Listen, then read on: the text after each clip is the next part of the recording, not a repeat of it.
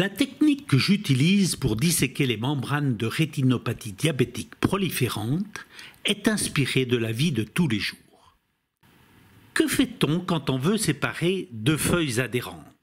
On fixe les feuilles avec la main gauche de façon à ce que la main droite puisse couper les adhérences sans exercer de traction préférentielle sur l'une ou l'autre des feuilles, ce qui pourrait créer une déchirure.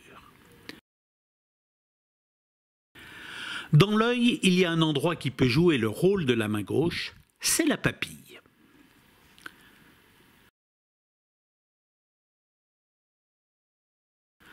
Dans cette première configuration, les choses sont simples car il n'y a pas de prolifération sévère, excepté autour du nerf optique.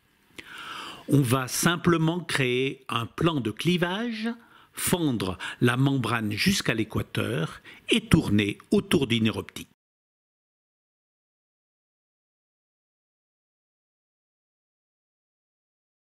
Tout se fera par des mouvements centrifuges et parallèles au plan rétinien.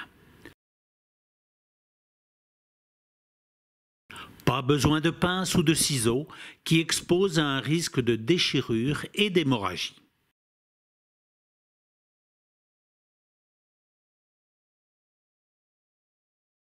En passant par le plan de clivage, surprenamment, ça ne saigne pas.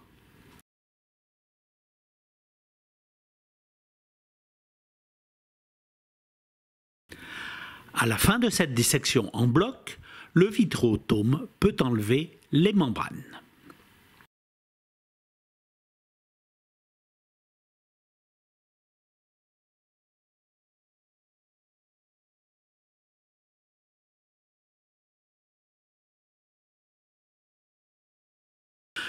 Dans une deuxième configuration, la prolifération est plus sévère et atteint l'équateur. On peut procéder de la même façon puisqu'il y a un espace libre entre les membranes et la base du vitré.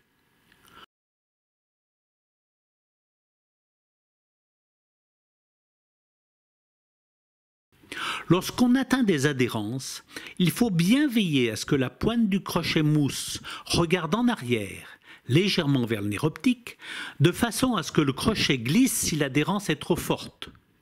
Le crochet est juste là pour délaminer selon le plan de clivage, pas pour tirer sur l'adhérence.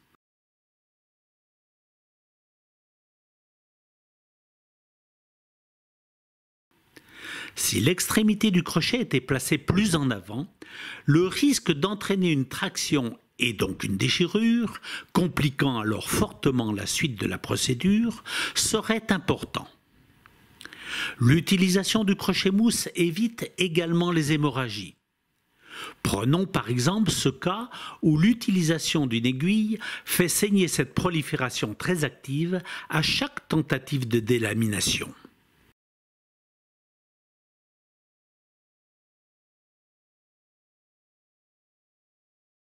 Quand on remplace l'aiguille par un crochet mousse qui va faire la délamination selon le plan de clivage anatomique, le saignement s'arrête.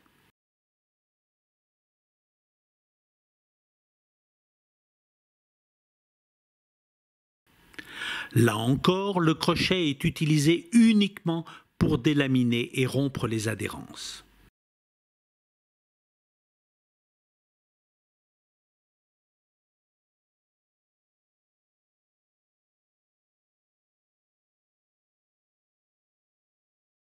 Pour faciliter les manipulations tournant autour du nerf optique, le vitréotome est utilisé de temps en temps pour enlever les tissus disséqués et séparer les membranes de la rétine périphérique.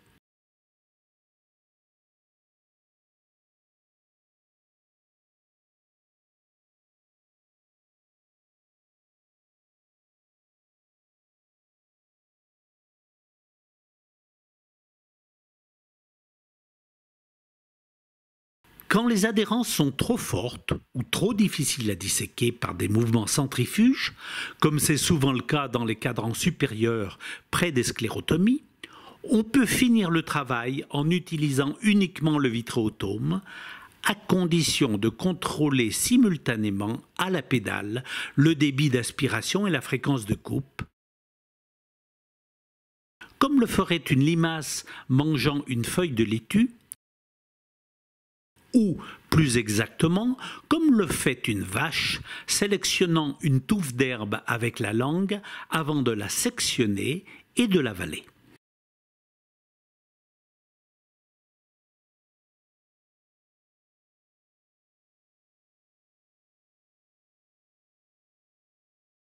Dans cette troisième configuration, la prolifération adhérente s'étend jusqu'à la périphérie. On ne peut plus faire la même chose car il n'y a pas d'espace libre entre la prolifération et la base du vitré. De plus, si l'on tente de disséquer entre deux fortes adhérences, on ne profite plus de la papille comme point d'ancrage fixant la membrane et l'on peut engendrer une déchirure. Le plus simple est alors de n'utiliser que la pièce à main.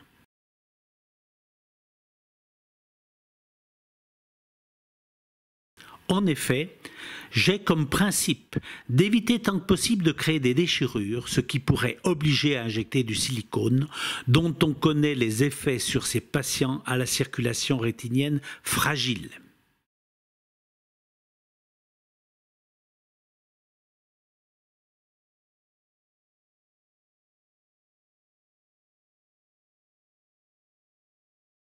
Cette façon de faire peut paraître un peu fastidieuse, mais elle est pour moi la plus sûre si l'on veut se passer de silicone.